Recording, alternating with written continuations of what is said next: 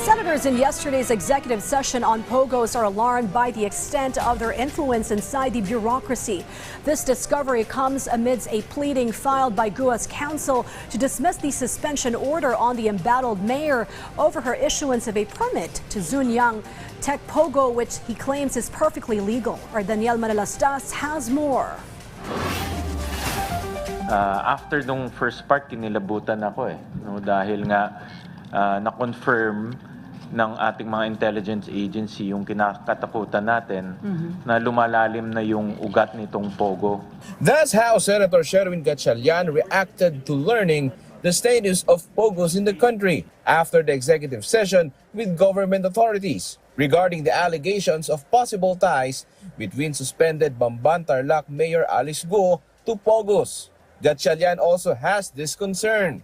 Yung kanilang impluensya umaabot na sa mga politiko, umaabot na sa mga enforcement agencies tulad ng Kapulisan, Bureau of Immigration, at pangatlo, mayroon silang binanggit doon na pati yung mga local na criminal syndicates ay nakakasama na nila. The camp of Mayor Guo has formally appealed her suspension, maintaining the mayor has not violated any law when she issued permits to Zone 1 Technology in Bamban. Bakit hindi niya i-issuean ng mayor's permit yun? Kung ang aplikante ay compliance, kasi meron tayong batas na Anti-Red Tape Act tsaka yung Ease of Doing Business. Pag hindi ka nag-issue ng mayor's permit, ikaw naman ang kakasuhan. They, meanwhile, have this tirade against the senators. Huwag na tayo mag-conduct ng unli hearing para lang gumawa tayo ng batas. Dahil walang connection to Bakit kailangan mo pang hintayin na ano meron doon? Bakit kailangan pang idama yung tao? Kung totoong yung mga allegations nila, naghihintay ang husgado. Naghihintay ang husgado, di ba?